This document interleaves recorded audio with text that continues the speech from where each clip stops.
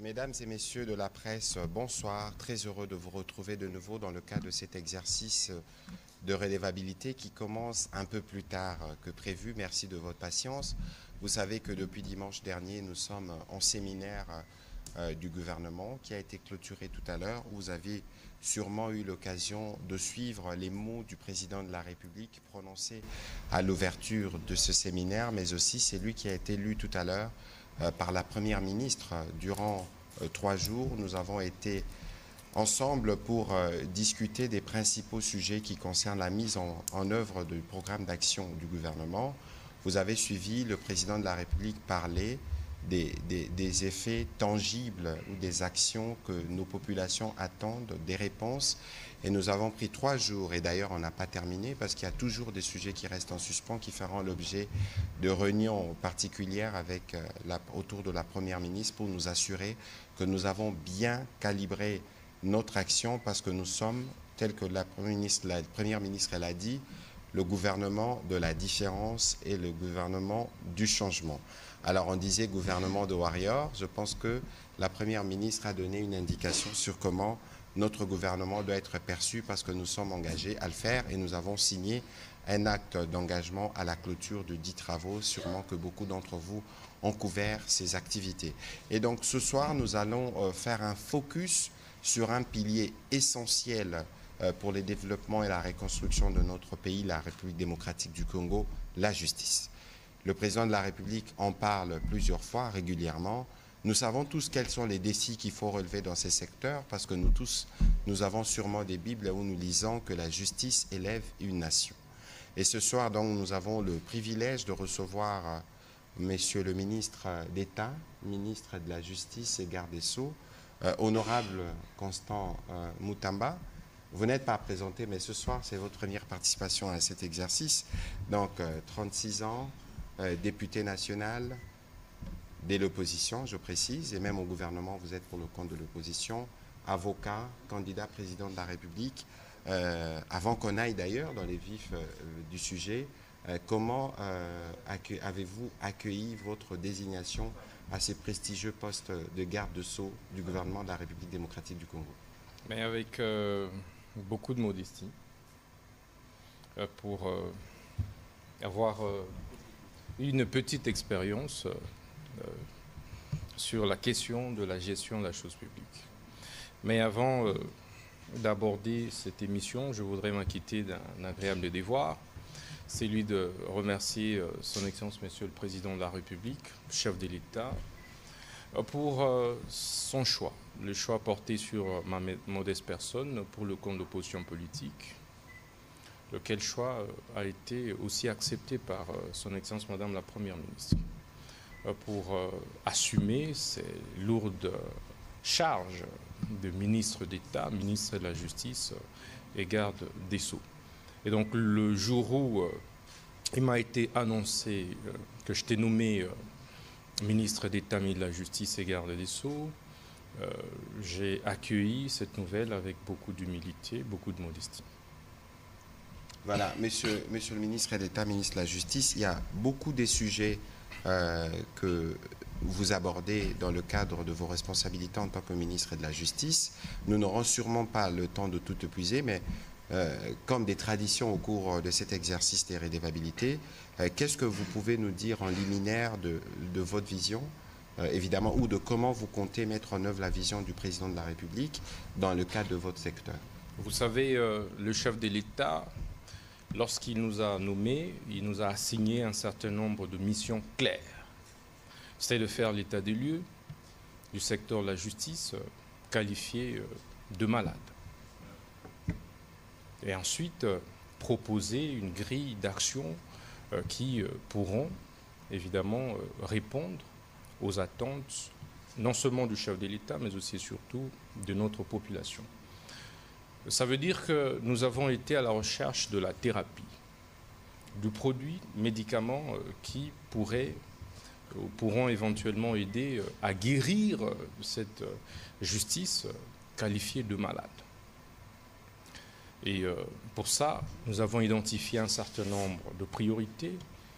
Ça veut dire qu'il faudrait réformer.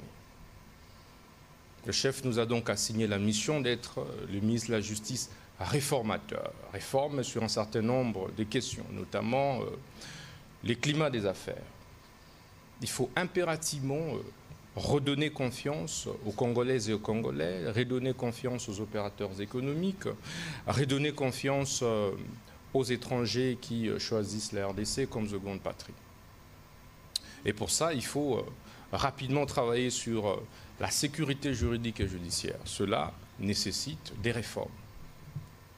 Et c'est pourquoi nous nous sommes attelés très rapidement à travailler sur un certain nombre d'initiatives, de projets, des textes qui tendent évidemment à protéger les entreprises, services, établissements publics des saisies intempestives et barbares de leurs comptes, mais aussi nous avons travaillé sur un texte qui institue ce qu'on appelle en droit comparé la caution judiciaire, mais dans notre droit, c'est la consignation des frais.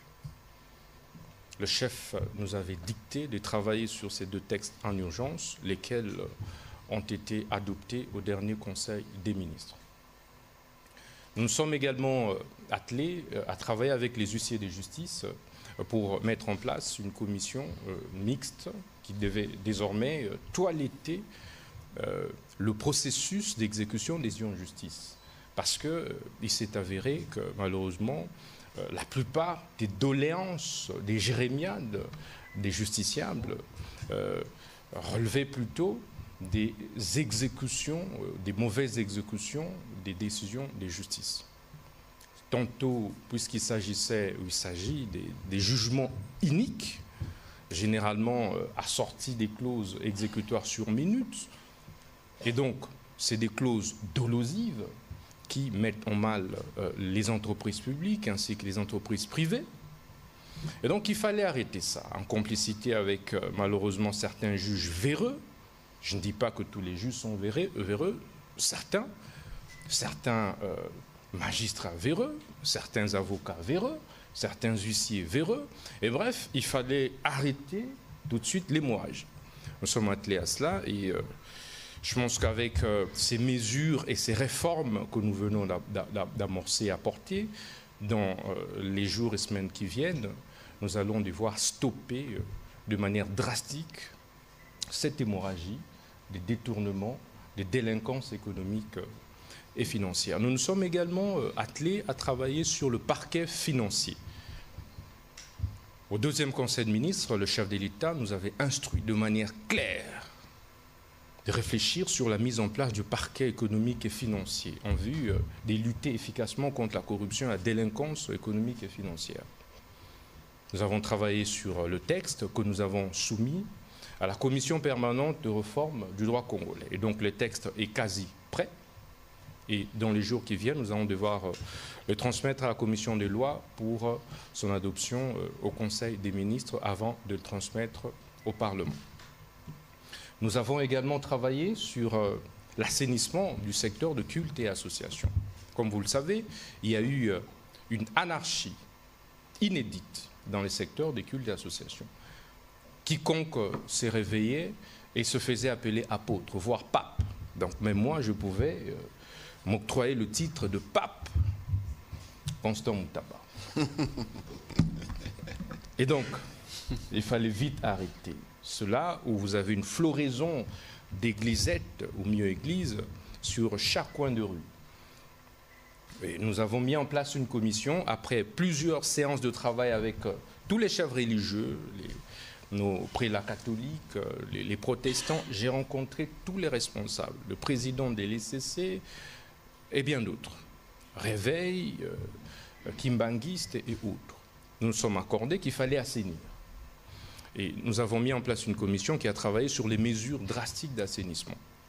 Et le samedi dernier, nous avons clôturé les travaux et les mesures ont été rendues publiques. Entre autres, nous avons interdit de commun accord, de trouver des églises dans un rayon de 500 mètres. Donc il faudrait créer une distanciation pour permettre aux enfants, à nos enfants, pour permettre à nos populations de pouvoir respirer pour ceux, par exemple, qui sont athées ou qui ne croient pas en ces églises-là. Nous avons également travaillé sur l'F92, le fameux folio 92, en fait, qui était une pratique barbare et illégale qui faisait échapper à la République démocratique du Congo des millions et des millions de dollars. Alors, qu'est-ce que nous avons fait sur cette question? De manière courageuse, nous avons supprimé cette affaire des F92 pour faire revenir tout le monde sur la légalité. Seule la personnalité juridique est reconnue dans notre droit. C'est la loi de 2001 sur les associations et établissements d'utilité publique. Mais alors, sur cette question, nous avions d'abord accordé 1 mois. Ensuite, nous venons de prolonger ce délai des 90 jours. Mais ceci nous a permis, en 3 semaines, de décupler les recettes du ministère de la Justice seulement dans ces secteurs des cultes et associations. La semaine prochaine, au mieux d'ici la fin de cette semaine, nous allons devoir, après conciliation de compte avec la DGRAD, publier les chiffres que la République a captés à partir de cette réforme courageuse. Et ceci étant, nous avons décidé de signer des personnalités juridiques conformément à la loi. Et c'est ce que nous faisons maintenant. Et nous avons également instauré le système de permis d'exercice de culte. Tu ne peux plus te réveiller un bon matin, tu n'as pas fait la théologie, tu n'as aucun prérequis, et te faire appeler pasteur. Il y a eu beaucoup d'abus. J'ai reçu un appel divin. J'ai reçu un appel divin, comme vous l'avez dit. Voilà, j'ai reçu de la prophétie de Dieu, etc. Il y a eu beaucoup d'abus, beaucoup de couples se sont disloqués, beaucoup de foyers se sont altérés. Bref, il y a eu beaucoup de divisions sociales dues, entre autres, au phénomène église où vous avez constaté vous-même des pasteurs s'insulter sur les réseaux sociaux. Des pasteurs, il y en a même un qui m'a pratiquement apostrophé et tout. Et donc ça doit cesser. Pourquoi? C'est des leaders d'opinion qui ont vocation à ramener la masse vers le haut. Et donc, de ce point de vue, nous avons dit désormais il faut le permis de culte. On va me dire non, il y a cette problématique qui est déjà réglée par la loi. Non, la loi ne règle pas la question du pasteur. La loi règle la question du représentant légal. C'est ce que dit la loi. Ce n'est pas le pasteur, ce n'est pas l'officier des cultes. Et nous nous sommes dit qu'il faut désormais encadrer tout ceci. Les mesures d'application concernant la délivrance de permis de culte, d'exercice de culte, seront bientôt rendues publiques. Et ceci va aussi permettre, évidemment, de maximiser les recettes de l'État, d'encadrer et de rendre efficace l'action du gouvernement. Nous nous sommes également attelés à lutter contre la dépravation des mœurs. Évidemment, il y a eu de la confusion sur cette question, où j'ai vu des campagnes de certains médias contre notre modeste personne. Non, nous sommes une société bantoue. Nous sommes une société traditionnellement congolaise, africaine. Et il est hors question de transiger sur les questions des valeurs ancestrales. L'Europe et les Européens ont leur culture, les Congolais et les Africains, nous avons notre culture. Et de ce point de vue, il est inadmissible de voir la manière dont la dépravation des mœurs a été mise au devant de la scène. Il est anormal de voir qu'aujourd'hui, nos enfants aient pris l'habitude de faire l'apologie du sexe sur les réseaux sociaux, sur les télévisions, etc. Nous avons dit non. Que ce soit les hétéros, que ce soit les homosexuels, tous doivent faire leur pratique dans leur maison. Il est hors de question d'accepter que nos enfants puissent reproduire les antivaleurs à partir de la télé.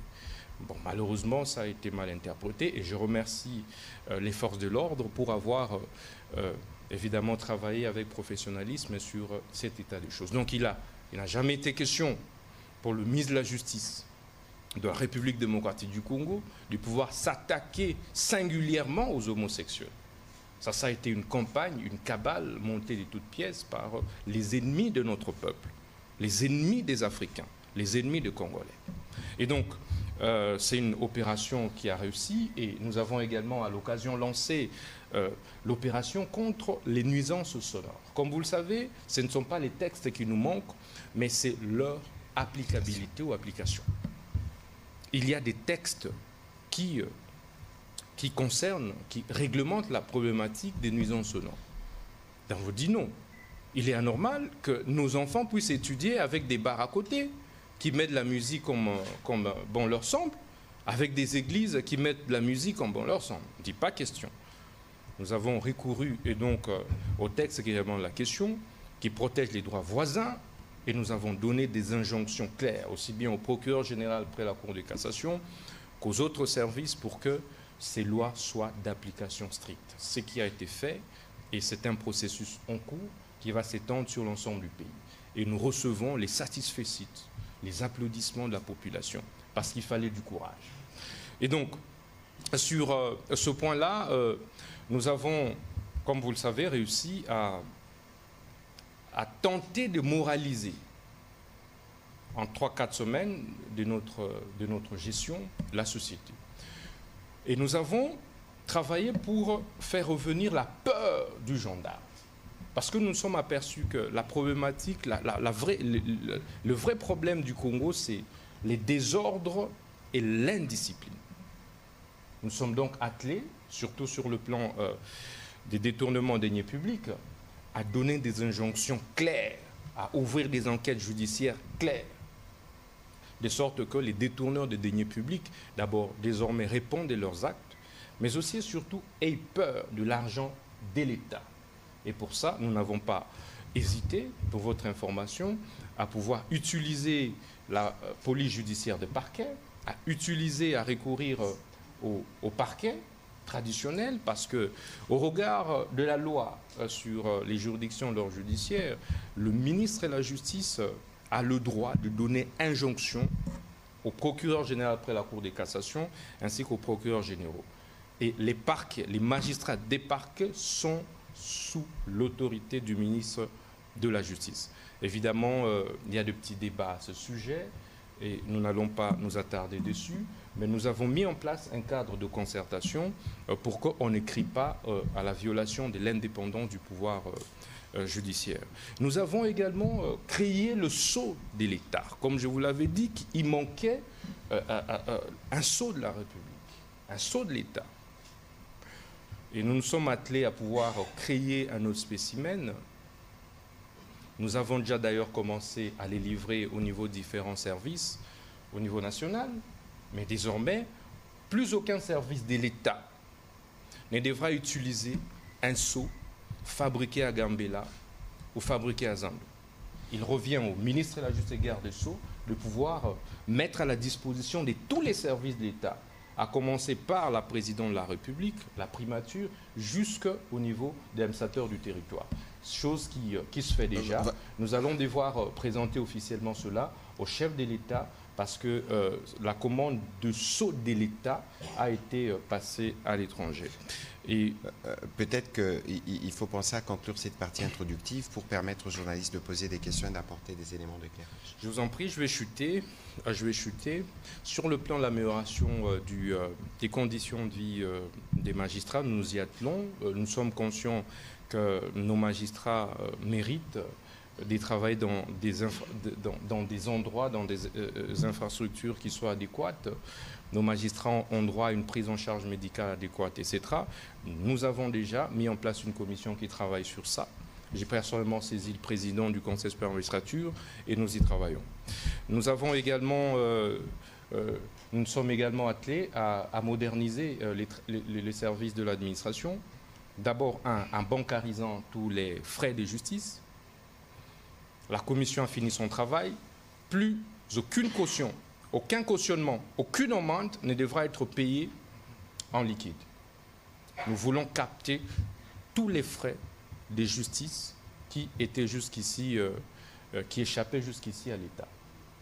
Et pour ça, les banques vont devoir mettre des guichets avancés au niveau de chaque juridiction, de chaque parquet, de chaque police judiciaire. Nous avons également travaillé sur la numérisation. Comme vous le savez, il faut désormais que le président de la République, le ministre de la Justice, à partir de là où il se trouve, puisse voir quels sont les prisonniers qui sont entrés à Makala aujourd'hui. Parce que la difficulté que nous avons aujourd'hui, même avec les vieilles images qui ont été publiées, diffusées par TV5, c'est parce qu'il n'y a pas eu un système de numérisation de l'administration pénitentiaire et judiciaire. Et pour ça, nous avons travaillé également sur les désengorgements des prisons.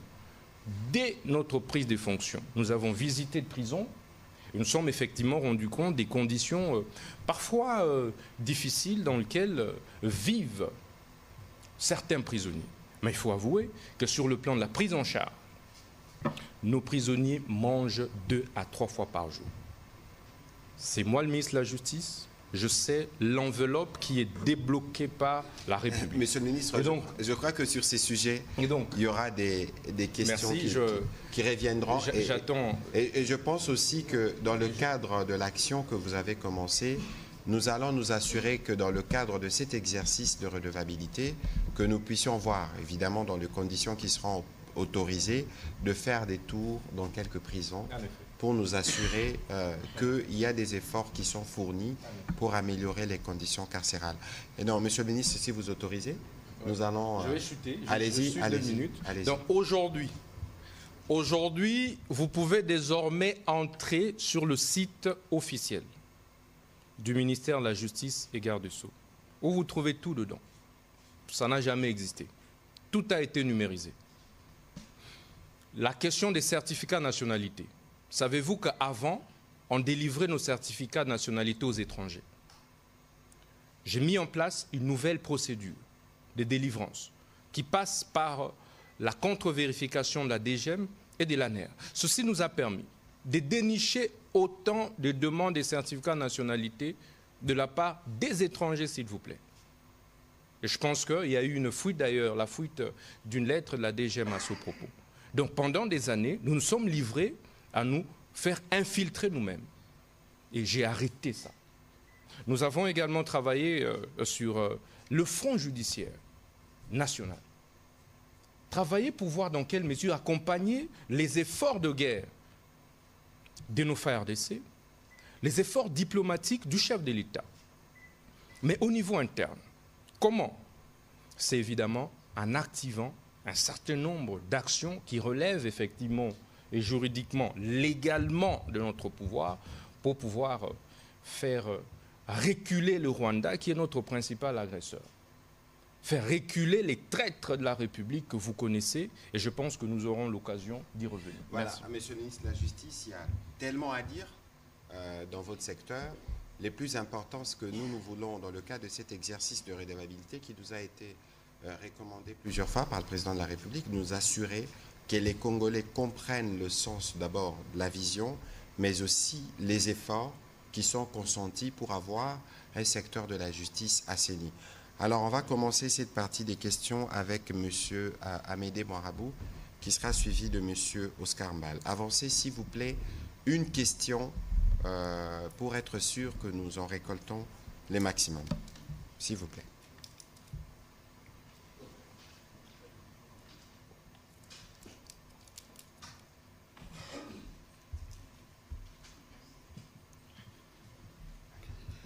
Merci pour la parole, Monsieur le ministre. Monsieur le ministre d'État, actualité oblige. Ce mercredi va démarrer un procès contre Corneille Nangaa, le chef rebelle du mouvement Alliance Fleuve Congo.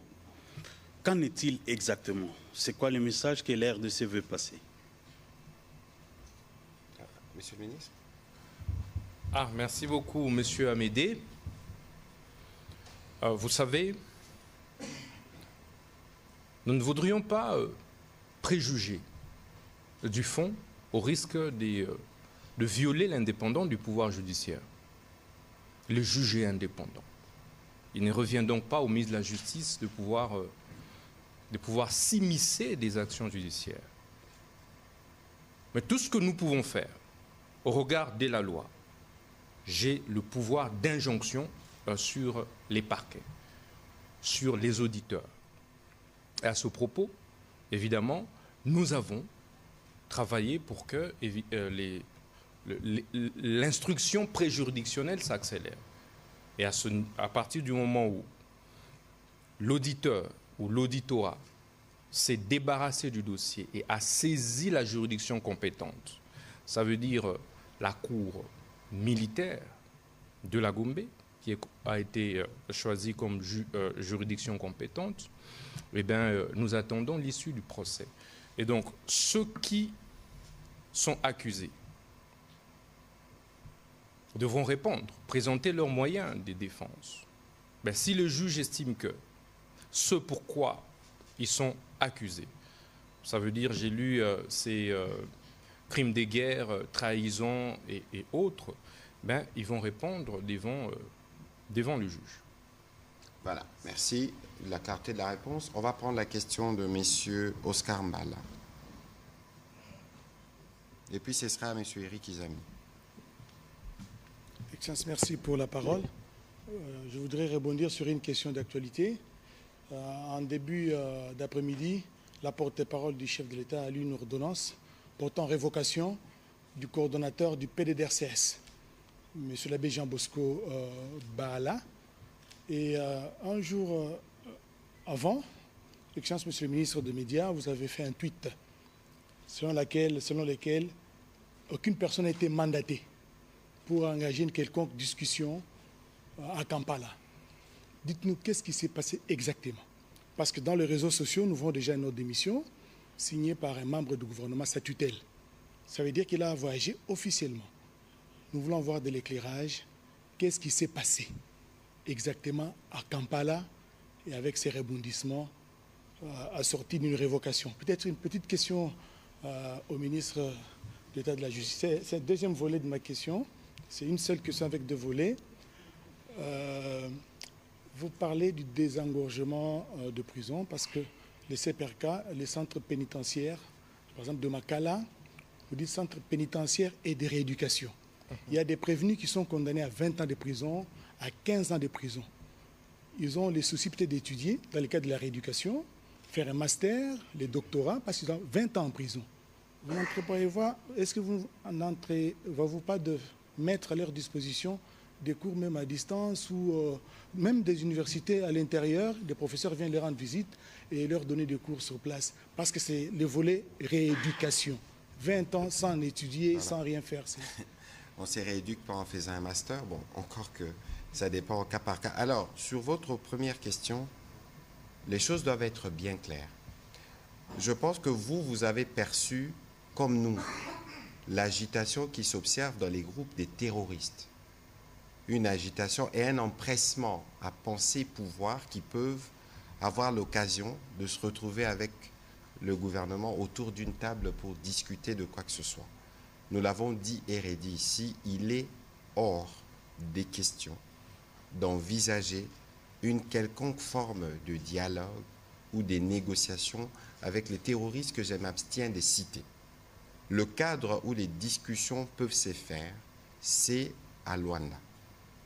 Avec le Rwanda, c'est le cadre qui a été choisi parce que vous avez suivi à la lumière de ce qui a été dit dans le rapport d'experts des Nations Unies que les terroristes, etc., n'existent pas ou ce ne sont que du supplétif. Donc, il est hors des questions d'envisager, et ça, c'est la position traditionnelle. Deuxièmement, même si alors, par l'absurde, nous disions que nous devions discuter avec eux, pensez-vous que c'est les coordonnateurs du PDD-RCS que le gouvernement aurait mandaté?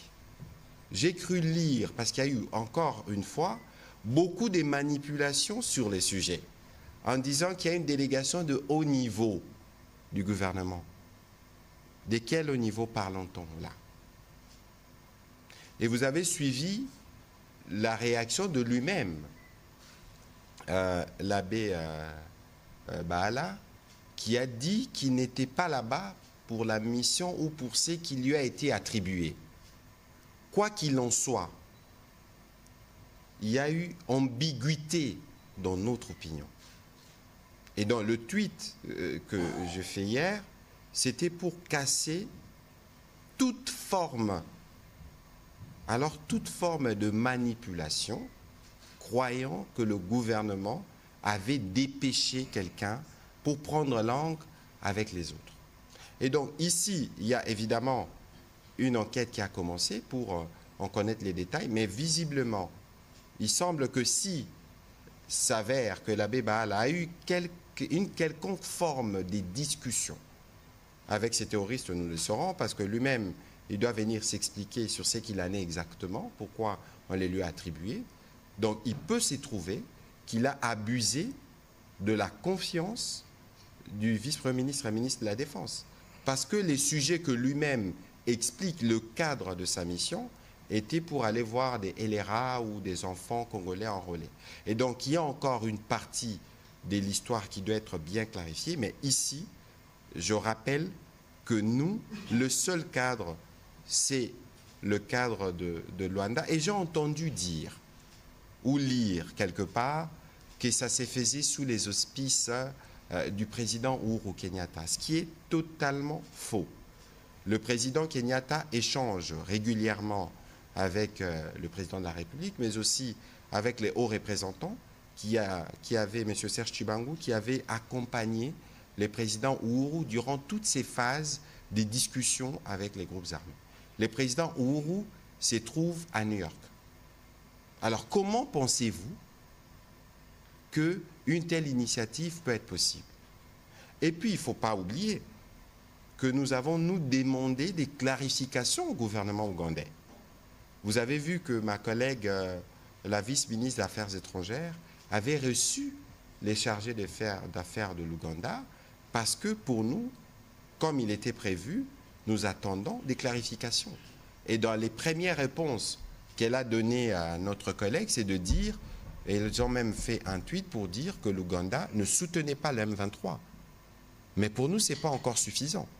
Nous devons être clairement édifiés sur tout ce qui a été dit dans le rapport des experts des Nations Unies. Ce n'est qu'en ce moment-là, parce qu'il y a des contacts entre les deux pays, qu'on pourrait envisager, pourquoi pas, de recevoir ici une délégation de l'Ouganda qui viendrait pour ceci ou pour cela.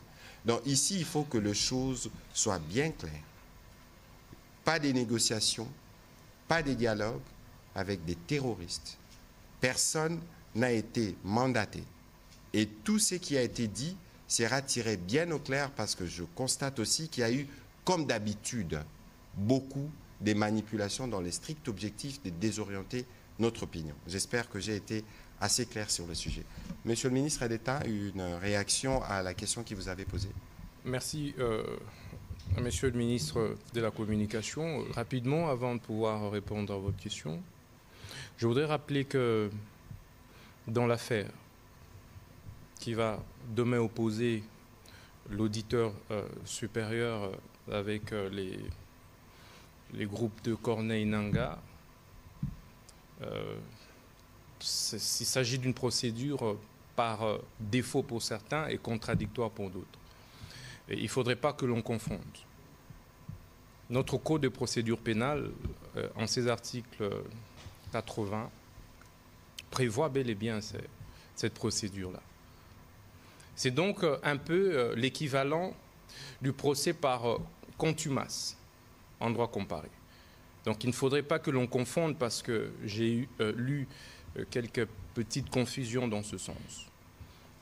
Donc nous avons des hauts magistrats, des grands juristes, des juges et des magistrats suffisamment compétents et outillés. Donc ce n'est pas anodin qu'ils vont ouvrir demain ces grands procès publics et historiques. Et je voudrais maintenant rapidement revenir sur votre question, désengorgement. Vous savez, je voudrais également rappeler que le gouvernement de la République, à travers notre modeste personne, et sur la base des instructions du chef de l'État, son Excellence Félix Tshisekedi, n'a pas attendu la publication d'une quelconque image pour pouvoir lancer le processus en cours de désengorgement de toutes les prisons.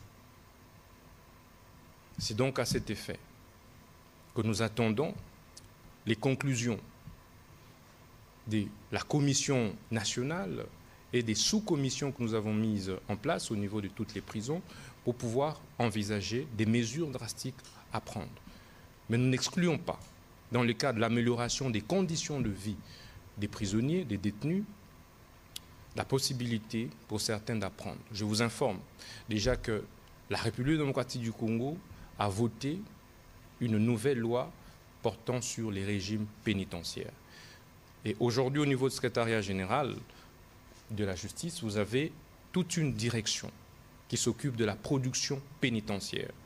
J'ai été à Luzumu, je vous informe qu'aujourd'hui les prisonniers font des champs, les prisonniers font des activités agro-pastorales.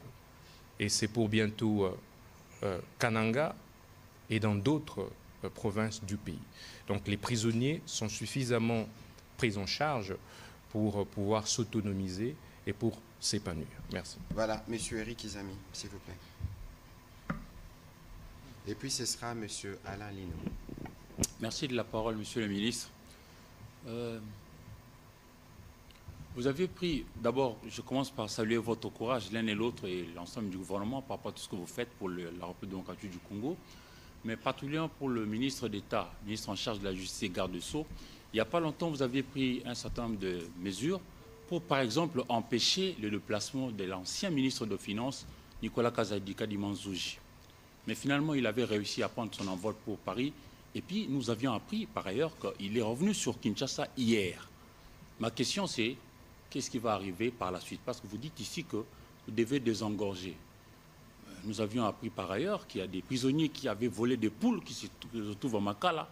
Mais pour ceux qui sont accusés, parce qu'il y a encore la présomption d'avoir été des présumés auteurs de malversations financières qui vont au-delà de millions et tout ça, ils courent la rue parfois.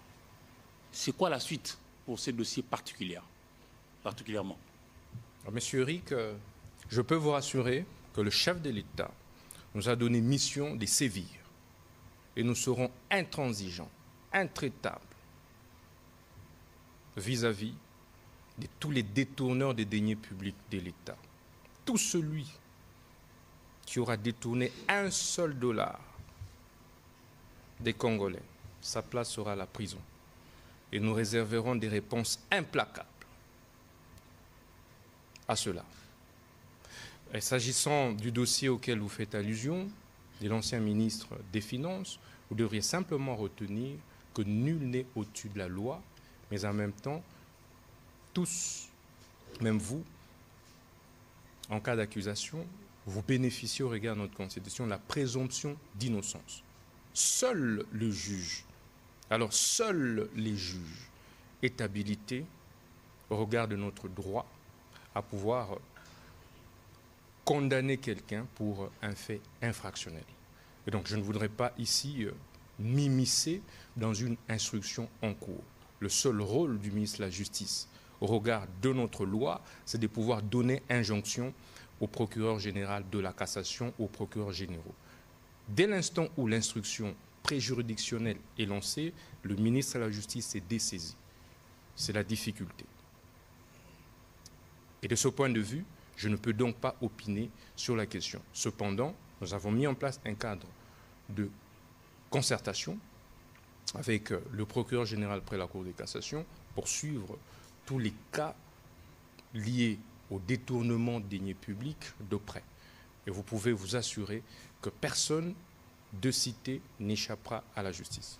Merci. Alors, si je peux me permettre un petit commentaire sur le sujet, parce que je vois que, d'abord, on n'a jamais autant lutté contre le détournement dans ces pays que maintenant. Je pense en même temps qu'on n'a jamais autant fait des pédagogies pour ce qui concerne les questions liées au détournement. La preuve, nous avons été entretenus aujourd'hui par le président de la Cour de comptes. Je ne sais pas si, avant 2-3 mois, vous aviez déjà vu un procès contre des comptables publics de la Cour de comptes. Je pense que vous le voyez. Je pense aussi que le travail qui est fait par l'inspecteur général de finances n'est regardé qu'en partie. Évidemment, il y a le volet de la publicité autour des quelques cas dont on parle, mais il faut regarder le travail qui a été abattu au sein des administrations avec le patrouille financière il y a quelques mois ici à la télévision nationale, par exemple, une entreprise qui est sous ma tutelle, vous ne pouvez même pas dépenser un certain montant, 500 ou 1000 dollars, sans que les inspecteurs qui étaient là ne prennent des précautions de vérifier. Et ça, c'est dans toutes les entreprises publiques. Et donc, il y a lieu de remettre les choses dans leur contexte. Parce que c'est dont on parle, des détournements ou des scandales financiers, sont d'abord mis sur la place publique par des institutions qui ont été renforcées par le gouvernement et par le président de la République.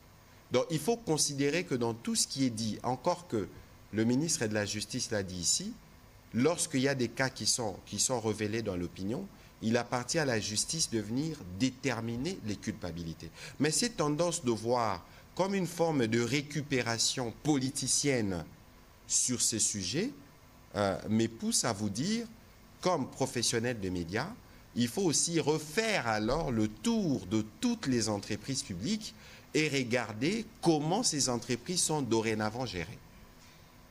Et donc, faisons la part de choses, nous combattons les détournements avec toute notre énergie, mais il ne faudrait pas partir de 2 cas, 3 cas pour généraliser, parce que la tendance est de dire « Ah, là-bas, il n'y a que des détournements ». C'est totalement faux, parce que si vous regardez dans les entreprises publiques, la relation avec l'argent public a changé.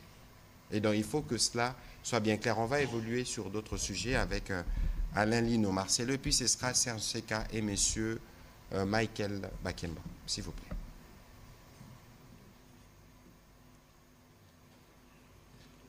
Bonsoir, merci. Alain Lino Mwamba pour Digital Congo. Félicitations, excellence pour votre nomination. Merci Alain. Une question pour vous. J'ai même lu un article de presse un peu qui dérange un peu, Constant Moutamba, le populiste.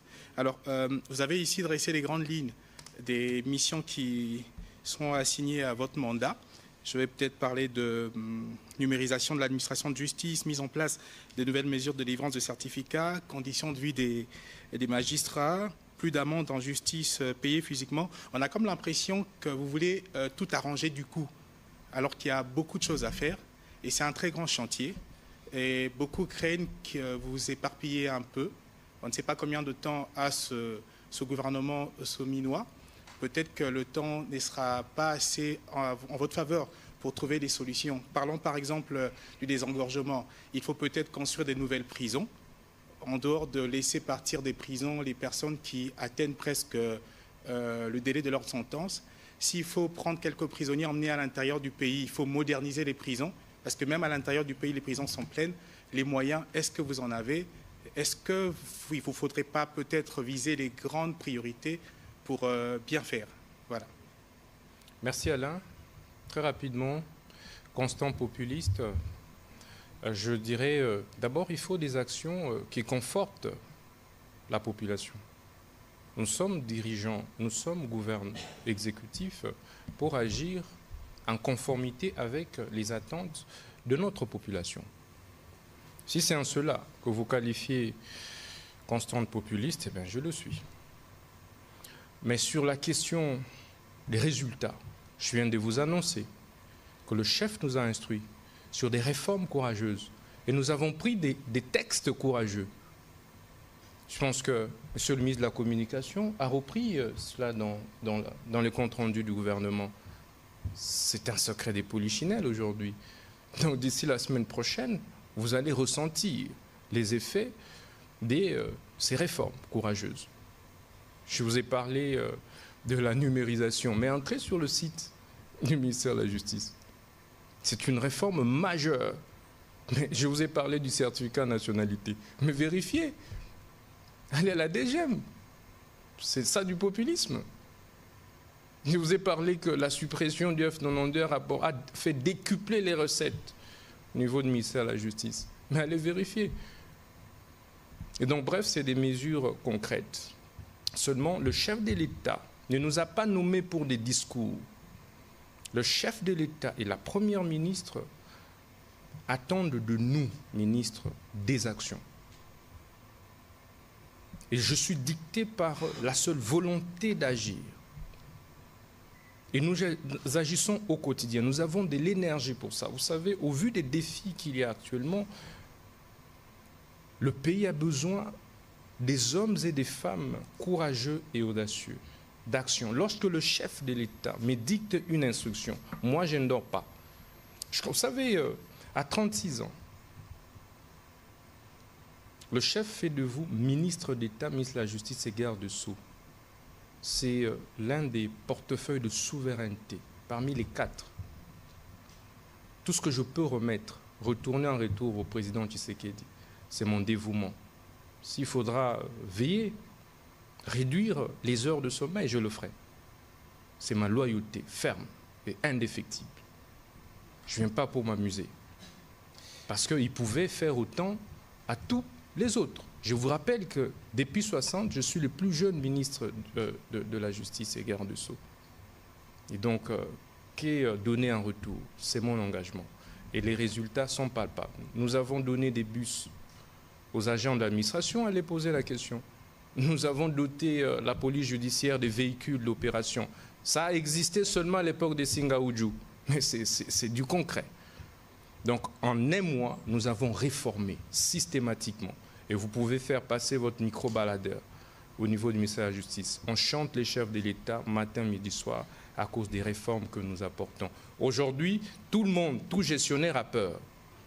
Parce qu'on dit que attention, Moutamba risque de nous humilier.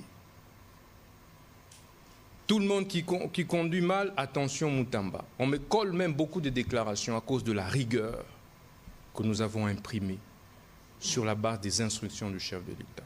Merci. Voilà, on va prendre la question de M. Serge Tseka.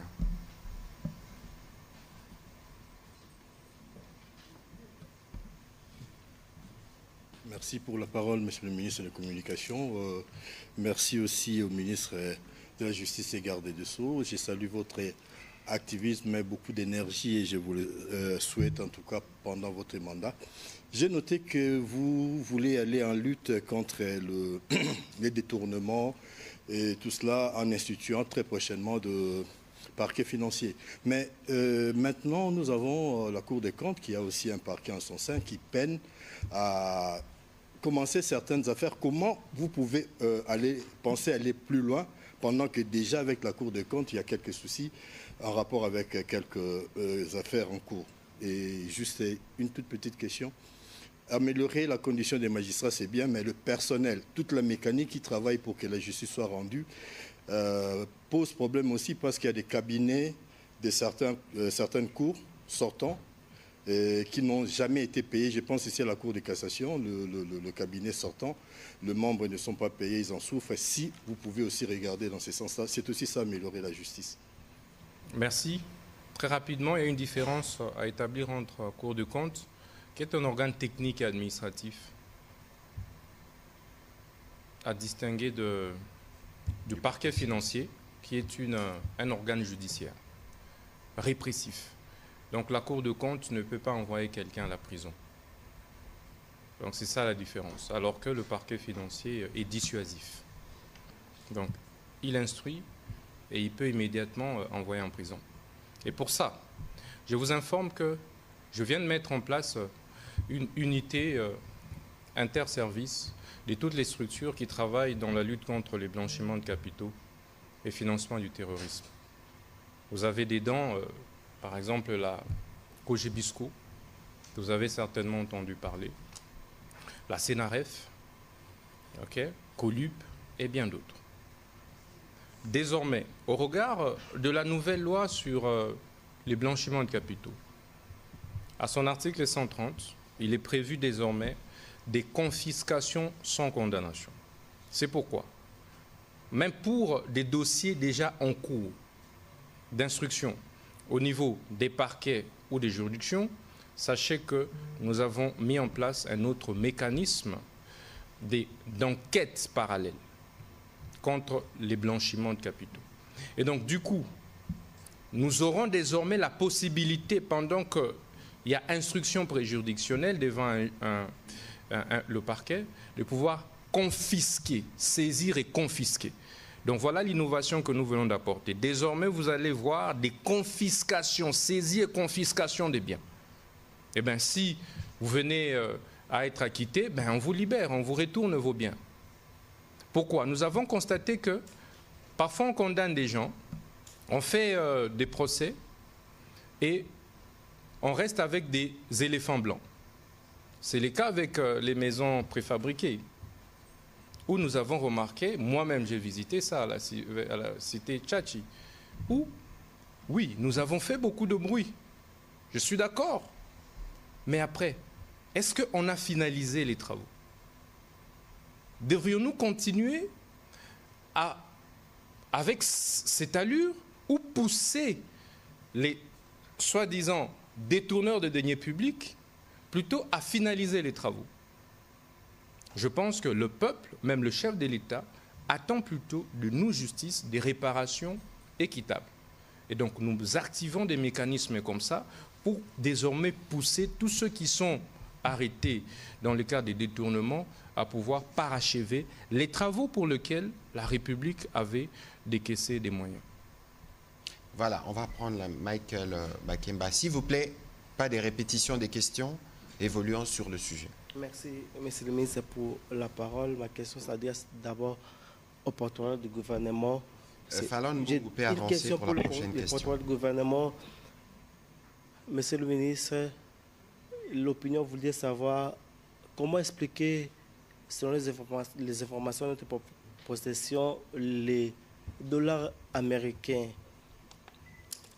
dans les cités, les localités où Corneille Nangaa et ses complices occupent, le dollar américain s'échange à 2000 francs congolais, alors qu'ici, à la capitale, s'échange à 28 000 francs congolais. Là, c'est la question pour le ministre de la Communication et Médias. Une question également au ministre d'État, ministre de la Justice et garde des Sceaux, Maître Constant Moutamba. Depuis votre arrivée à la tête de ce ministère, vous avez entrepris beaucoup de réformes, beaucoup d'actions initiées pour la réforme, pour redresser le système judiciaire congolais. La proposition voudrait savoir que représentent pour vous les pitbulls, les gros chiens méchants, terreux, que vous avez amenés lors de votre remise et reprise. Je crois que on pourrait s'exempter de répondre à cette question parce que nous voulons aller sur des questions essentielles. Peut-être que le ministre pourra faire un léger commentaire. Et je ne suis pas sûr d'avoir bien saisi la pertinence de votre première question, mais ici, il faut avoir des vraies références avant de se faire une opinion. Et donc, on va évoluer. Monsieur le ministre, vous voulez faire un petit commentaire sur... Bon. Bon, par rapport à l'image de chien, le chien, c'est la discipline. Les chiens, c'est la rigueur. C'est la sanction. Donc, c'était une image, je voulais faire passer. Il n'y aura plus de place pour les détourneurs de deniers publics. Il n'y aura plus de place pour l'anarchie. Donc, tout celui qui va s'amuser à détourner les deniers publics de l'État, ben, aura le chien devant lui, ou face à lui. Merci. D'accord. Madame Fallon, et puis ce sera Madame Grace Ndabi. Et on va clôturer avec une question en Lingala. Merci, Monsieur le ministre, pour la parole. Monsieur le ministre de la Justice, j'ai deux questions à vous poser. La première, je vais rebondir à la question de mon confrère Alain Lino. Jusqu'où irez-vous avec ces communiqués ou décisions en cascade? Ça, c'est la première question. La deuxième question, une frange des étudiants des différentes promotions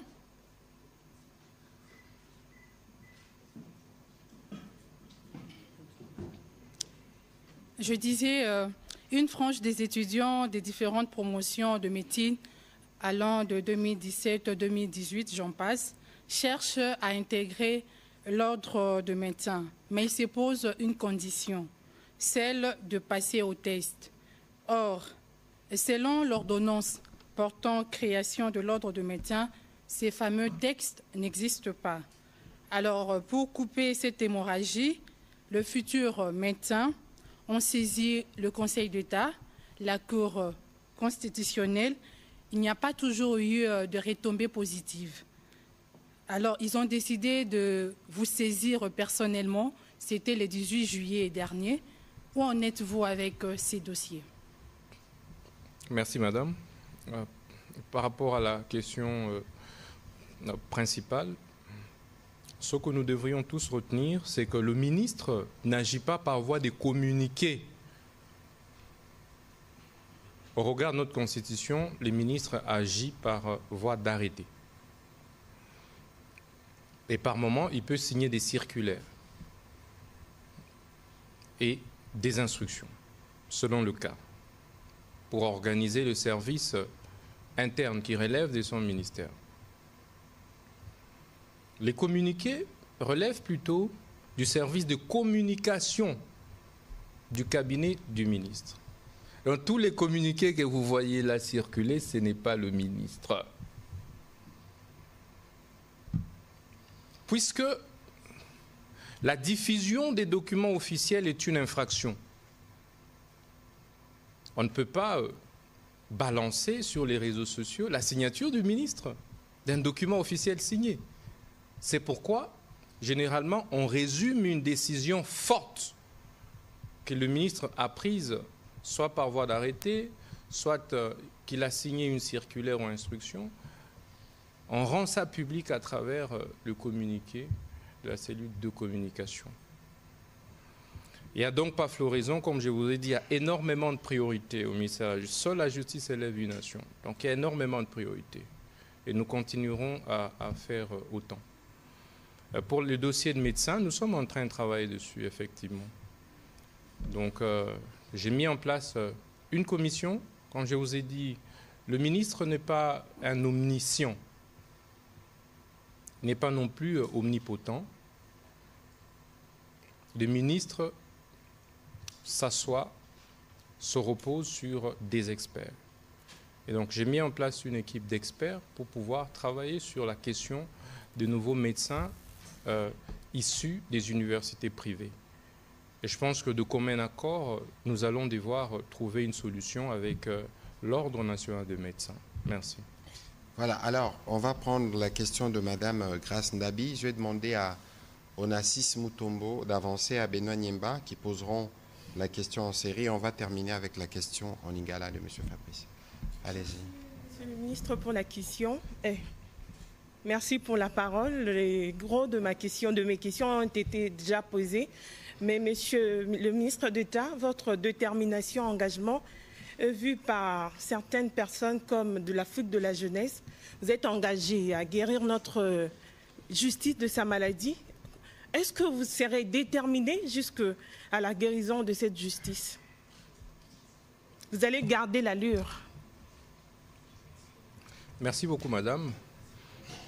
Comme je vous ai dit, j'exécute les instructions. Je suis comme une mule.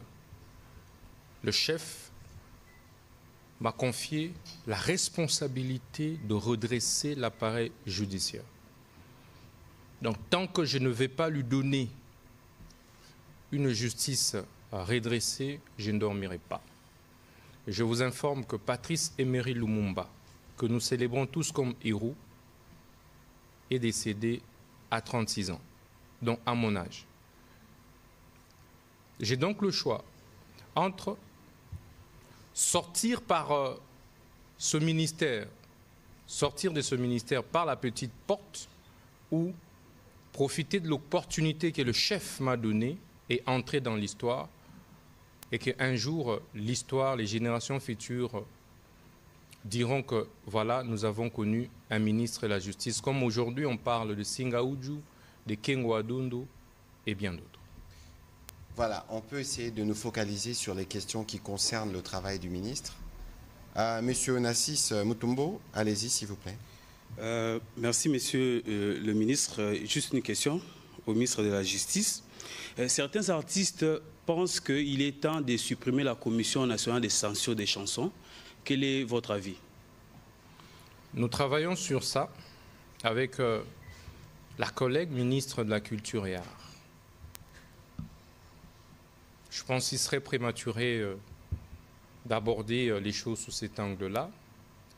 Après un état des lieux profond, nous nous ferons une idée de ce qu'il faudra réellement apporter comme thérapie au problème de la commission de censure. Merci. De toute évidence, il est prévu une concertation tripartite entre le ministre d'État, ministre de la Justice, le ministre de la Communication et de la ministre de la Culture qui nous interviennent dans les traitements de cette question sur la censure. Peut-être que les mots censure ne paraissent plus très adaptés pour certains.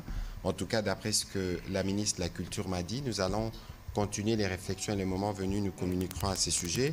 Mais rapidement, une question de M.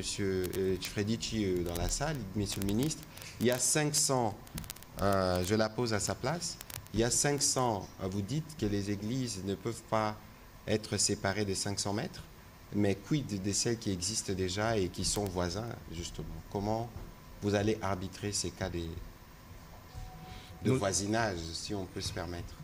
Ben, je crois que notre Dieu est un Dieu d'ordre.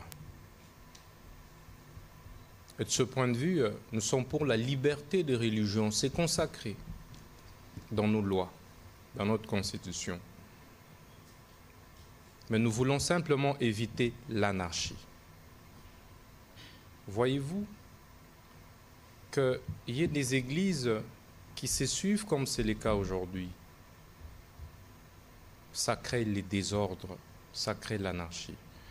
Et le cadre de concertation que nous avons mis en place avec les grands chefs religieux réfléchit sur les mesures d'application de cette mesure, de cette circulaire.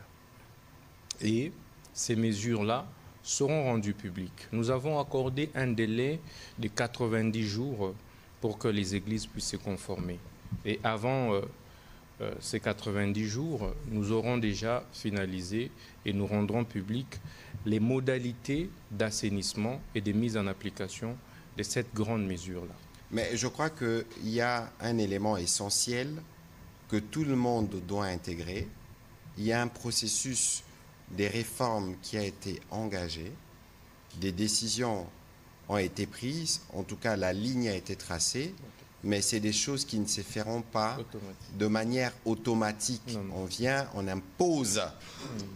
Tout de suite, il y a ceci, tout de suite, il y a cela, parce qu'il y a une situation antérieure, un contexte qui a conduit à tout ça. Ici, au-delà de ce qui sont pris, de ce qui sont annoncés comme mesures, il y a un cadre de concertation qui permette de définir un délai minimum. Nous étions avec la première ministre Judith Souminois à Goma, où plusieurs ONG humanitaires lui ont posé la question, c'est qu'ils adviendraient parce qu'on a supprimé les F92. Je crois qu'il y a un processus de concertation qui doit permettre aux uns aux autres de comprendre la volonté du gouvernement, de remettre de l'ordre dans ces secteurs. Et je pense, comme il a dit, Dieu est un Dieu d'ordre.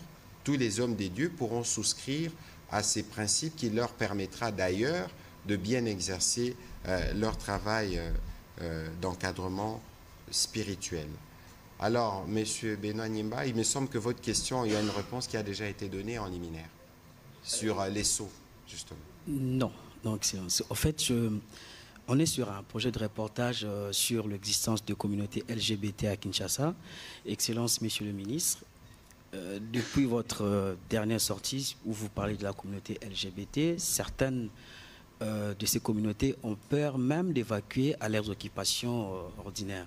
Alors, la question de savoir, aujourd'hui, si la police a arrêté un des membres de communauté LGBT à Kinshasa, ils seront traités comme qui? Un criminel ou comment? Parce que, c'est que je sache, la Constitution congolaise jusqu'à présent n'interdit pas et n'autorise pas non plus l'existence de cette communauté. Deuxième question, rapidement, Excellence. Aujourd'hui, si vous allez visiter quelqu'un à Makala, vous devez payer des sous moyennant le jeton et le sou. Est-ce que c'est légal? Merci. Monsieur le ministre. Ok, merci beaucoup. Je pense que j'ai répondu à votre question à l'entame de mes propos. Le gouvernement de la République, à travers le ministre de la Justice, ne s'attaque pas aux homosexuels. Je l'ai dit. Nous voulons assainir les mœurs. nous voulons moraliser la vie publique. Je pense que cela nous concerne, nous, aujourd'hui, et même les générations futures. Ce que nous réprimons, c'est l'apologie de la dépravation des mœurs, des antivaleurs à caractère sexuel en général. Indistinctement. Ça n'est pas que les homosexuels, même les hétérosexuels. Il est anormal qu'aujourd'hui, nous retrouvions nos enfants, nos petites sœurs, nos petits frères, des jeunes, faire autant l'apologie du sexe sur les réseaux sociaux, sur les rues. Nous disons que si vous voulez recourir à des pratiques de cette nature qui dépravent les mœurs dans la société, ben, il faut le faire dans vos maisons. Et sur cette question, les lois de la République sont claires. Il y a des infractions liées aux outrages aux bonnes mœurs. C'est le code pénal qui le dit. Donc nous ne sommes pas ici en train de parler de l'homosexualité ou quoi, non, pas du tout. Donc aucun homosexuel ou hétérosexuel ne sera arrêté sur la place publique simplement parce qu'il est. Parce que ça ne s'écrit pas sur le fond. Voilà, il n'y a pas de réponse plus claire. On va prendre la question à Lingala. Monsieur le ministre d'État, il y a une petite question que j'ai reçue sur le fonds Frivao qui ont été payés par l'Ouganda comme dommage intérêt à la République démocratique du Congo. Qu'est-ce qu'il en est aujourd'hui? Merci. Lorsque j'ai pris mes fonctions, j'ai procédé par une méthode simple. C'est faire auditer tous les services, tout ce que j'avais trouvé. Question de dresser un tableau réel de l'état des lieux, de ce que j'ai trouvé. Faire rapport à la hiérarchie afin d'envisager des mesures d'action. C'est ce qui a été fait dans beaucoup de secteurs, y compris dans les secteurs de l'indemnisation des victimes de la guerre de Kisangani, dont moi-même je suis victime. Donc la guerre de Kisangani, je l'ai vécue. Donc la date du 2 août 1998, moi je connais cette date-là par cœur. Donc nous avons décidé de geler tout mouvement débiteur dès notre prise de fonction. Cet argent jusqu'ici n'a pas été détourné tel que les gens le disent. C'est une désinformation que je dénonce et malheureusement de la part, selon ce que j'avais lu, entre guillemets, du ministre des Finances ougandais. C'est faux et archi faux. D'abord, l'Ouganda n'a jamais payé 3 tranches. C'est 2 tranches qui ont été jusqu'ici payées, pas 3 tranches. Et de ces 2 tranches déjà payées, ça ne représente pas le montant que le ministre ougandais, qui est dans une stratégie de distraction et d'intoxication, a voulu inoculer dans l'opinion. Nous allons recevoir les rapports, je pense probablement demain. L'IGF nous a fait part et les travaux vont reprendre. Les victimes de Kisangani seront indemnisées. Les travaux pour lesquels ces fonds ont été destinés seront réalisés. Alors, ici, il faut rappeler que l'Ouganda a été condamné par la Cour internationale de justice à des frais de réparation d'indemnisation de l'ordre de 365 millions de dollars, si mes souvenirs sont bons, payables en 5 annuités.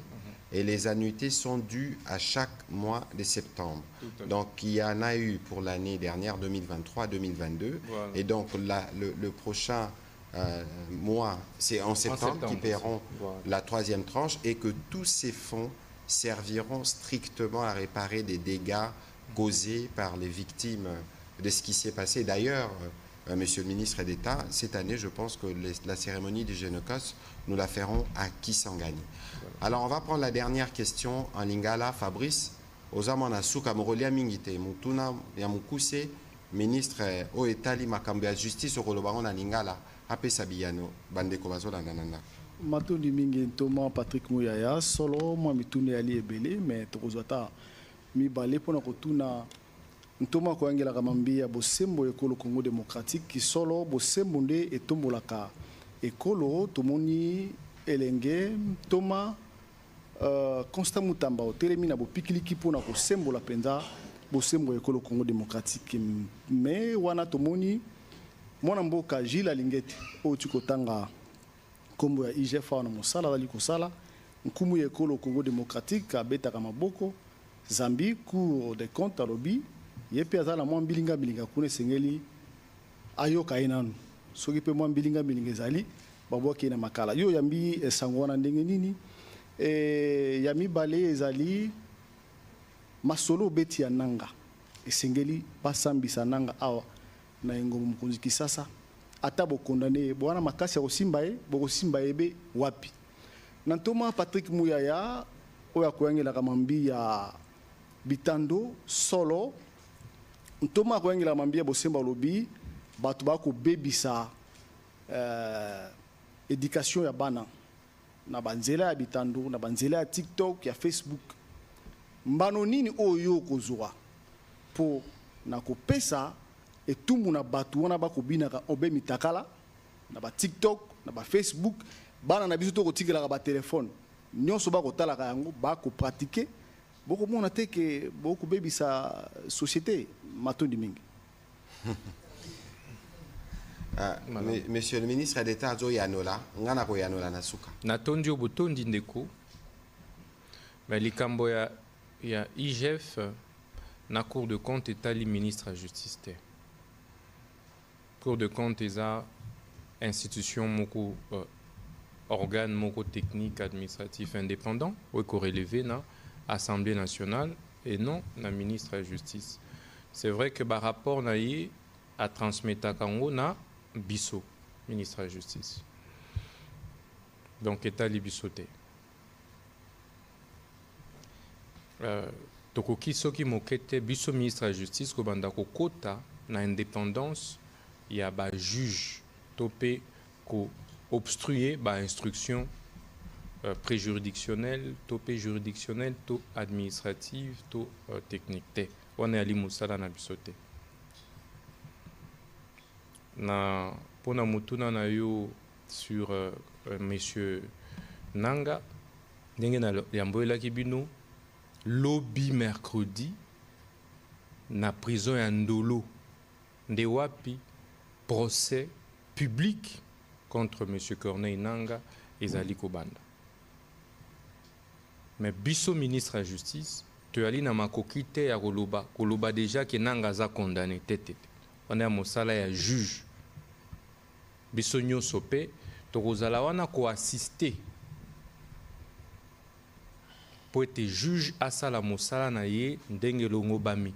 Soki amoniete bandeko Corneille Nanga na ba complice na nyonso baza il faut baza la condamner ako condamner soki akomona ete basali mabe soki mokote esengeli batika bango kimia batika bango pona makoki ya kokanga bango wana yapikaka juridiction biso tokoki ko intervenir kaka nde na niveau ya coopération judiciaire et wana yali diplomatie judiciaire nde eko jouer soki que lobby décision est rendue par exemple contre Bango.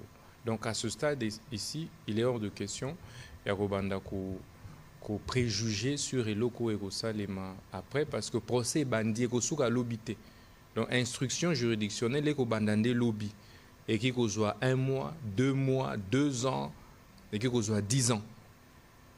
On est à Libiso te. Merci. Voilà, otuni mutuna moko ezali motu ya mingi. Parce que biso nyonso tozotala ndenge ba réseaux sociaux ezomema ba dégâts ebele. Kasi awa na makambo etali éducation tope kokola ya bana na biso, biso nyonso toza na responsabilité comme baboti. Yango soki botali pe bien na ba télévision tope na ba bouquet bomonaka ba programme mususu bakomaka -16, -12. ba misusu pe ba alaka na ba code o ba lo ba code parent po yebi ke soki na chaîne à partir à telle heure ba la kisaka biloko malamu te okoki ko verrouiller che code pour moi na naza la na accepter kasi discussion za makasi mingi na bolandi oyo ministre Bosembo ota kolobawa même na ba dessin animé parfois eza na ba comportement oyo eza compatible na culture oyo ya bisote kasi na musala oyo ba acteur misa tuto mine baza important na kati ngai naza na responsabilité etali ngai parce que biso to gérera o dans le poto to bengaka contenant c'est sac ndata ka o etali contenu topé oyo biloko yo ba média et la kisaka na ba dimension mususu ezape bino ba pandisango to ba o bazara na ba TV na ba oyo parce que to komi pe na ba catégorie ya sika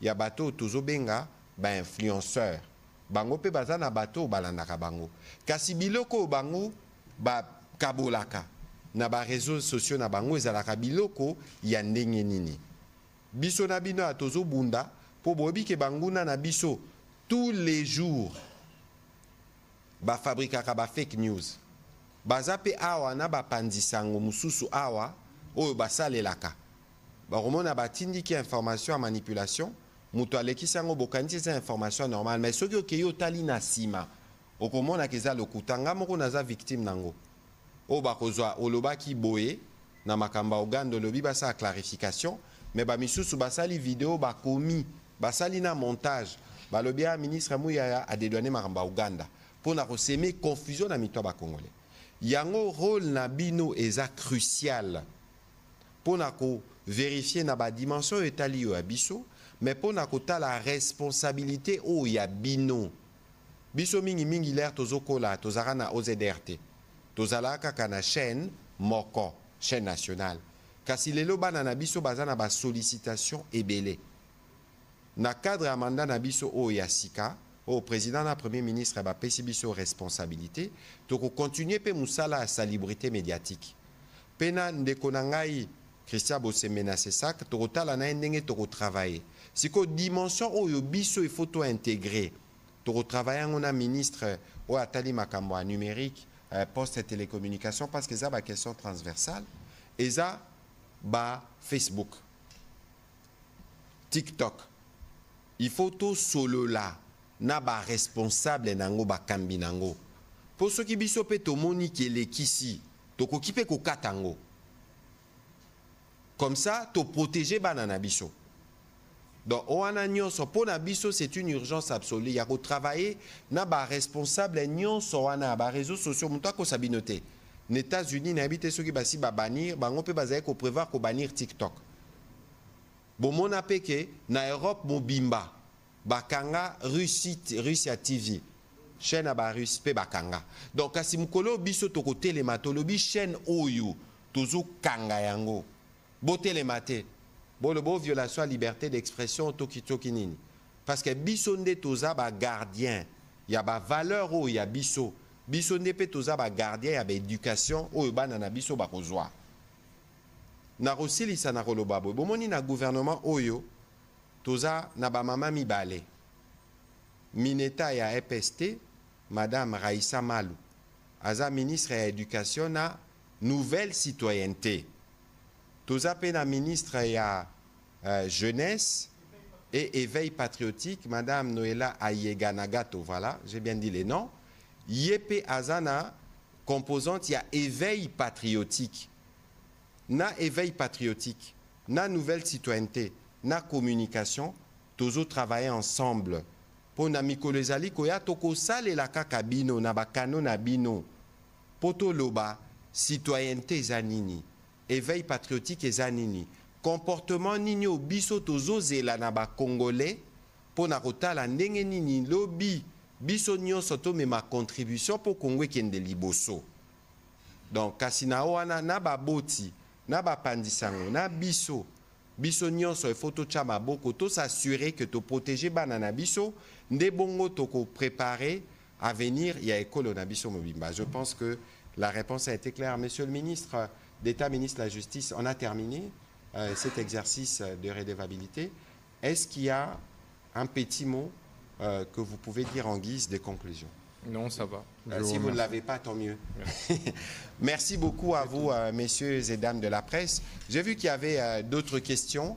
Notamment, j'ai vu M. Eric qui avait des questions. Encore M. Martin Moudimbi. Nous aurons d'autres exercices de redevabilité, pas seulement avec le ministre d'État, ministre de la Justice, mais d'autres collègues viendront où nous aurons l'occasion de répondre à vos questions pour édifier ceux qui nous suivent à la maison. C'est pourquoi nous travaillons. Monsieur le ministre d'État, merci de votre participation et bonne soirée chez vous. Merci.